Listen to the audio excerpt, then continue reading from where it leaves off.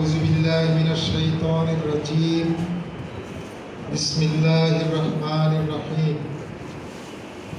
يا أيها الذين آمنوا كتب عليكم الصيام كما كتب على الذين من قبلكم لعلكم تتقون آمنت بالله industrialist businessman welfare foundation কর্তৃক আয়োজিত আজকে এই ইফতার মাহফিল আলোচনা সভার সম্মানিত পুঠিয়া উপজেলার সভাপতি এবং আজকে এই মাহফিলের বিশেষ অতিথি আমাদের সর্বশ্রদ্ধেয় ভাই হাফিজুর রহমান ভাই এবং আমার সামনে উপবিষ্ট বিশিষ্ট ব্যবসায়ী এবং সুধী যুবক ভাইয়েরা, সর্বপ্রথমে মহান রব্বুল আলামিনের শুকরিয়া আদায় করছি। আর মাত্র কয়েক মিনিট পরে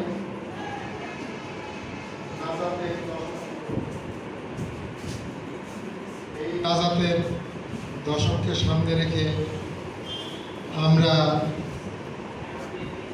আল্লাহ পাকের শুকরিয়া আদায় করছি যে আমরা এখন পর্যন্ত এই রোজা পালন করার আল্লাহ পাক তৌফিক দান করেছেন। শোয়েন আলহামদুলিল্লাহ রাব্বিল আলামিন।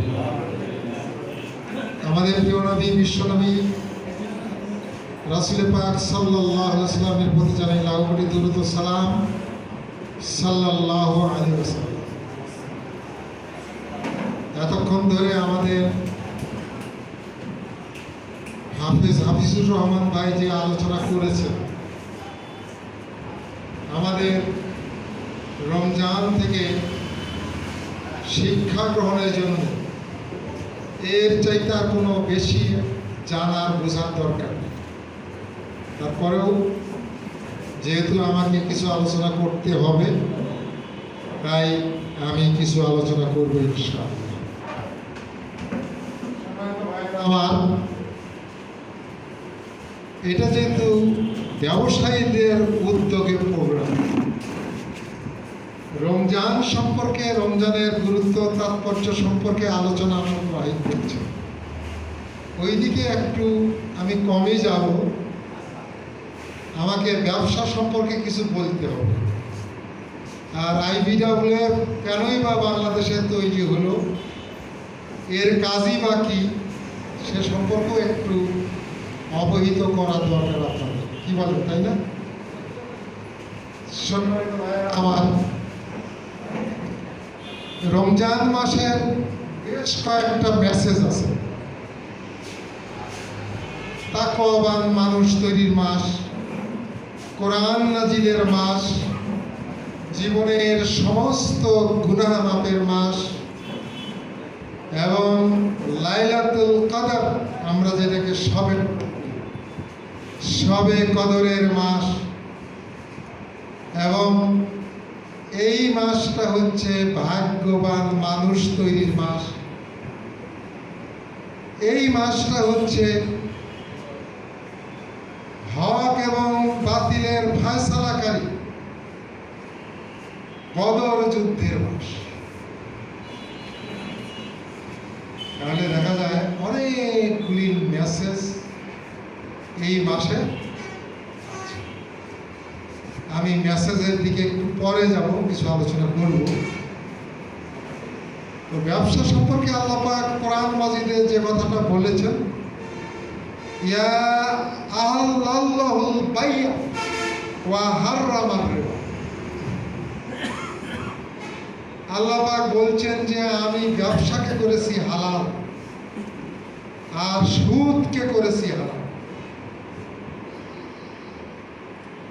এই হালাল শুধু বলেননি, আল্লাহ রাসূল এই ব্যবসা সম্পর্কে অনেকগুলি মর্যাদা, সম্মান, অনেকগুলি শুভ সংবাদ দিয়েছে। কি শুভ সংবাদ? এক নাম্বার যদি আমি বলি তাহলে দুনিয়াবি ধন সম্পদের শুভ সম্পদ।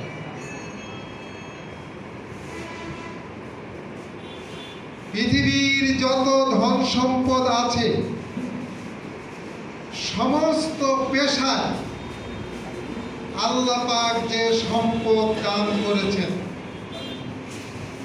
তার 90% সম্পদই হলো ব্যবসার মাধ্যমে, আর মাত্র 10% 10% সম্পদ হলো যত দুনিয়ার পেশা আছে সব মিলে, আর 90% হলো শুধুই ব্যবসা। আমি এই কথাটা বুঝাতে পারলাম? একটা পেশায় কতখানি? 90%। আর দুনিয়ার যত পেশা আছে সব মিলে হলো 10%। এই কথার কি বাস্তবতা আছে বর্তমানে? বুঝতে পারেননি কথা, আমাকে বুঝতে পারে। পৃথিবীর মাত্র 700 থেকে 750 কোটি, বা কেউ কেউ বলতেছে 800 কোটি, 800 কোটি মানুষের কাছে যে সম্পদ আছে, মাত্র 100 জন মানুষের কাছে, 100 জন ব্যবসায়ী ধনী মানুষের কাছে তার অর্ধেকের বেশি সম্পদ আছে।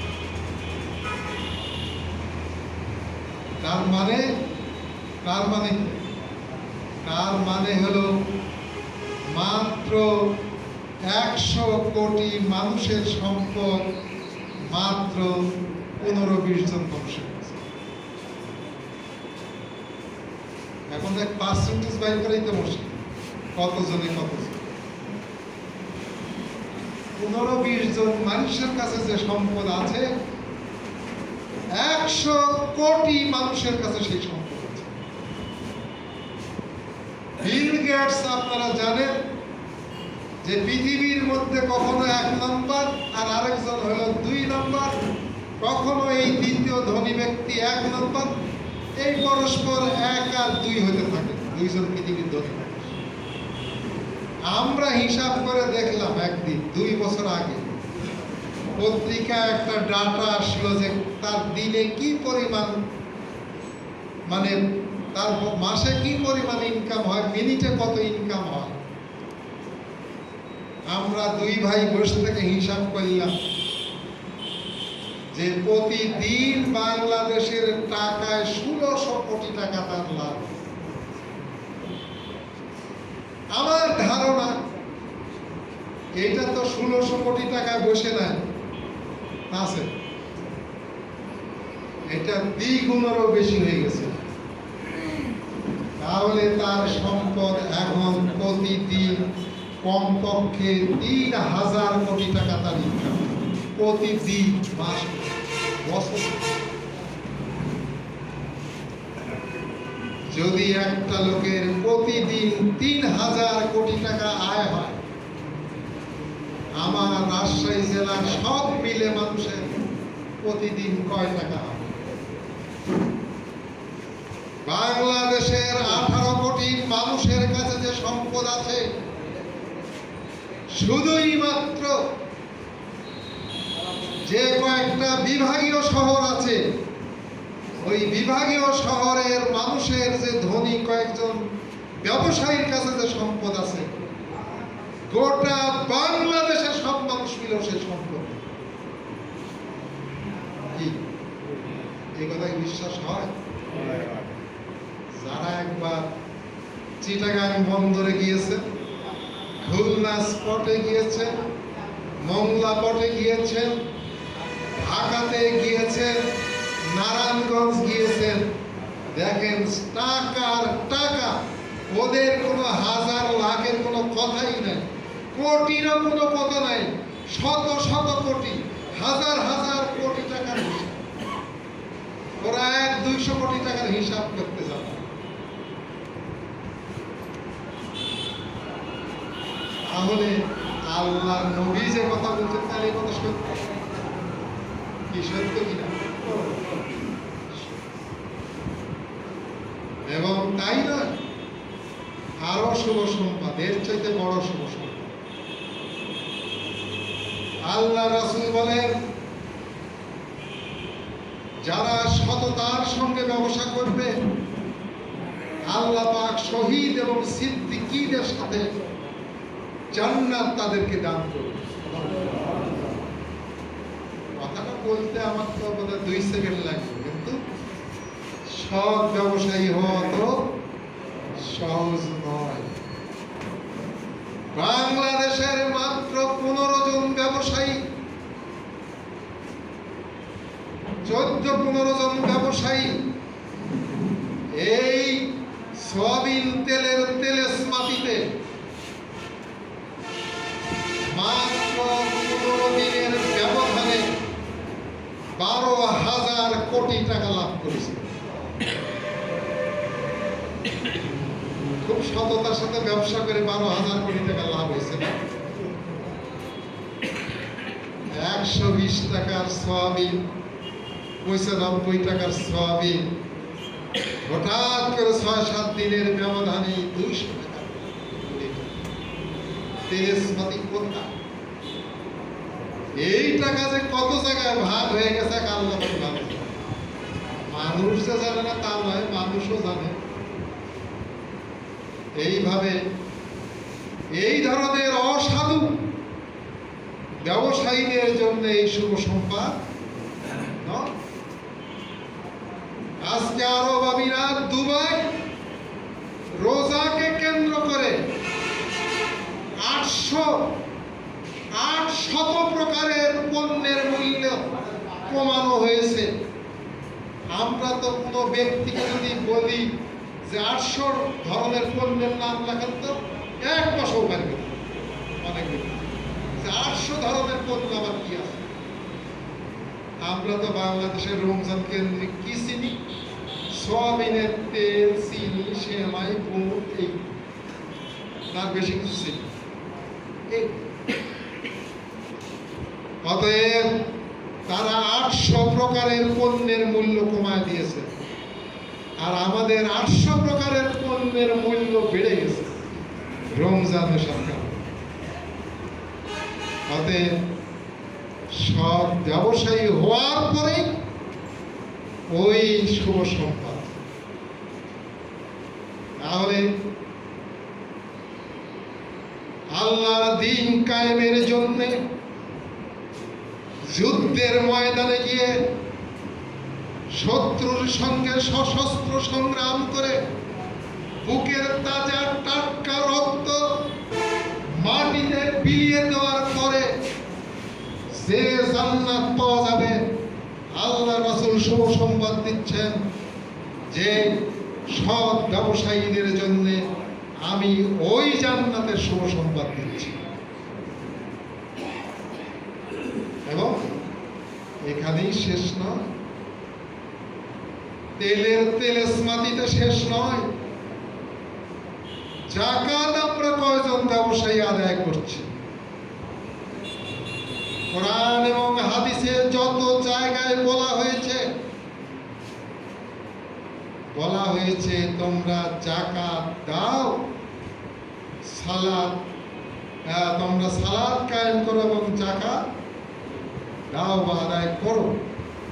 কিন্তু যত জায়গায় বলা হয়েছে যাদেরকে যাকাত দেওয়ার কথা বলা হয়েছে, সেখানে বলা হয়েছে যে তাদের যাকাতের অধিকার আছে, হক আছে। কোনো জায়গায় বলা হয়নি যে তুমি একটু যাকাতের টাকা দিয়ে অনুগ্রহ করো, তাদের প্রতি একটু দয়া করো, এই কথা বলা হয়। যখন আমরা যাকাতের অর্থ বন্টন করি, আমাদের যাকাতের সম্পদ বন্টন করতে গিয়ে, লুঙ্গি শাড়ি বন্টন করতে গিয়ে বাংলাদেশের মানুষ পায়ের নিচে পিষ্ট হয়ে শত শত মানুষ মৃত্যুবরণ করে, ঠিক কিনা? এ অধিকার আপনাকে দিয়েছে যে আপনাকে লুঙ্গি শাড়ি দিতে হবে, এই অধিকার আপনাকে দেওয়া হয়নি। লুঙ্গি শাড়ি দিতে হবে, টাকা আমার, আমি টাকা দিয়ে করব, সেটা আমার অধিকার। আপনি শুধু বিতরণের দায়িত্ব আপনার। আপনার লুঙ্গি দিতে হবে, শাড়ি দিতে হবে, সেমাই দিতে হবে, চিনি দিতে হবে। অধিকার আপনাকে কে দিল? এই অধিকার তো আপনাকে দেওয়া হয়। যে জাকাতের টাকা পাবে ওই টাকার অধিকার তার। আপনি শুধুই মাত্র আপনার টাকাটা তার কাছে পৌঁছা দিয়ে তার অধিকার বাস্তবায়ন করছেন। তার প্রতি দয়াও করছেন না, তার প্রতি ভালোবাসা দেখাচ্ছেন না, তার প্রতি অনুগ্রহ করছেন না। তার টাকা, তার অধিকারের জিনিস তার কাছে শুধুমাত্র আপনি পৌঁছায় দিচ্ছেন। অতএব জাকাতের টাকা নিয়ে বেশি ছিনিমিনি খেলবেন না। যার অধিকার তার কাছে সঠিকভাবে পৌঁছায় দিবেন। সম্মানিত ভাইরা আমার, এই জন্যে আজকে বাংলাদেশে অসৎ এবং অসাধু ব্যবসায়ীদের টাকা আজকে ইহুদি বাদের বড় বড় কোম্পানি, যাদের বহু ধরনের পানীয় যা দ্রব্য আছে, লিভার ব্রাদার্সের বহু পণ্য আছে, তারা এই বিভিন্ন পৃথিবীর বিভিন্ন দেশ থেকে ট্রিলিয়ন ট্রিলিয়ন ডলার নিয়ে যে আজকে ওই ফিলিস্তিনের মুসলমানদের উপরে বোমা ফাটাচ্ছে, মুসলমানদের রক্তে রঞ্জিত হয়ে যাচ্ছে। আর মুসলমানেরা আমরা বিচ্ছিন্ন থাকার কারণে, সঠিকভাবে ব্যবসায় করতে না পারার কারণে আমাদের টাকা ইসলামের জন্য কাজে লাগে না। তাই IBIWF বাংলাদেশের ব্যবসায়ীদেরকে ঐক্যবদ্ধ করে তাদেরকে সৎ ব্যবসায়ী, উন্নত ব্যবসায়ী, ভালো ব্যবসায়ী তৈরি করে এই টাকা দিয়ে বাংলাদেশে সৎ খোদাভীরু একটি তাকওয়ার সমাজ ব্যবস্থা কায়েম করার জন্য এই IBWF এর জন্ম হয়েছে। আমাদের টাকা দিয়ে এই দেশে অসহায় মানবেতর জীবনযাপন করে তারা কোনোদিন ক্ষুধা দারিদ্র নিয়ে জীবনযাপন করবে না। ক্ষুধা দারিদ্র মুক্ত বাংলাদেশ গড়ে তোলার জন্যে, সন্ত্রাস মুক্ত বাংলাদেশ গড়ে তোলার জন্যে আজকে IBWF কাজ করে যাচ্ছে। হযরত ওমর ফারুক রাদিয়াল্লাহু গভীর রজনীতে মানুষের দুঃখ দুর্দশা দেখার জন্য ঘুরে বেড়াতেন। একদিন রাস্তা দিয়ে যাচ্ছেন, রাস্তা দিয়ে যাওয়ার সময় দেখেন একটি বুড়িমা রাস্তার ধারে বসে আছেন। হযরত ওমর ফারুক রাদিয়াল্লাহু বললেন,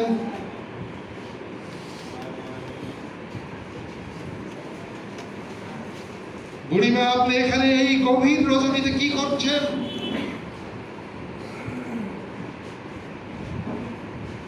ওই বুড়িমা অত্যন্ত কর্কশ ভাষায় বললেন,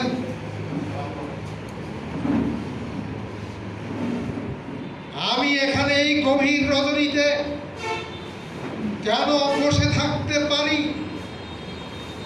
এটা যদি অর্ধ পৃথিবীর শাসক আমিরুল মুমিনিন খলিফাতুল মুসলিমিনের যদি বুঝার মতো শক্তি না থাকে, এই উমরের খলিফা থাকার কোনো দরকার নেই।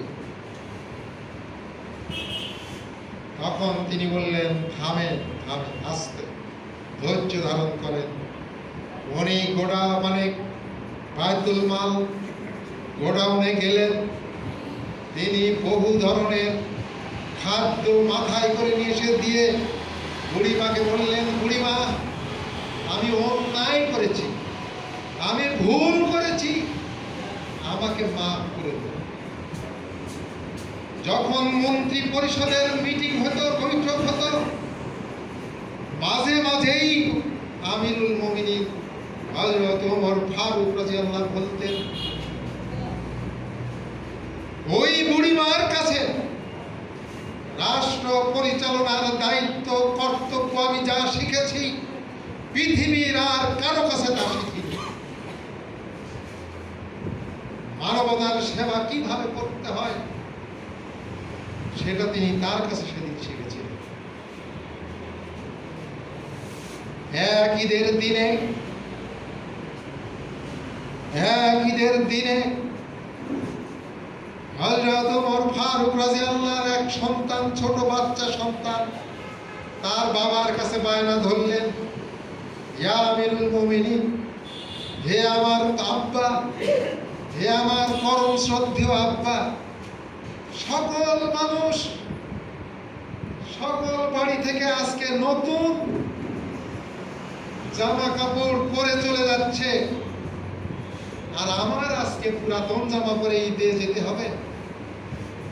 তখন উনি বারবার তাকে বোঝানোর চেষ্টা করলেন, কিন্তু ছেলে নাছরবান্দা। তখন হযরত ওমর ফারুক রাদিয়াল্লাহু একটা চিঠি লিখে অর্থমন্ত্রীর কাছে বাচ্চাকে পাঠিয়ে দিলেন। যখন গিয়ে চিঠিটা দিল বাচ্চা, তখন অর্থমন্ত্রী আর একটা চিঠি লিখে দিলেন। অর্থাৎ চিঠিতে লিখলেন, আগামী মাসের সম্মানী আমার ছেলের হাতে দিয়ে দিবেন। তখন অর্থমন্ত্রী লিখতেছেন, আগামী মাস পর্যন্ত যে আপনি বেঁচে থাকবেন তার গ্যারান্টি, তার নিশ্চয়তা কোথায়? বলেন, বর্তমান বিশ্বে কয়েকশো রাষ্ট্র আছে, এমন কোন অর্থমন্ত্রীর তাকত বা ক্ষমতা, হিম্মত আছে প্রধানমন্ত্রী কিংবা প্রেসিডেন্ট এই চিঠি লিখে দেওয়ার পরে আবার পাল্টার একটা চিঠি লেখে যে আপনি আগামী মাস পর্যন্ত বেঁচে থাকবেন?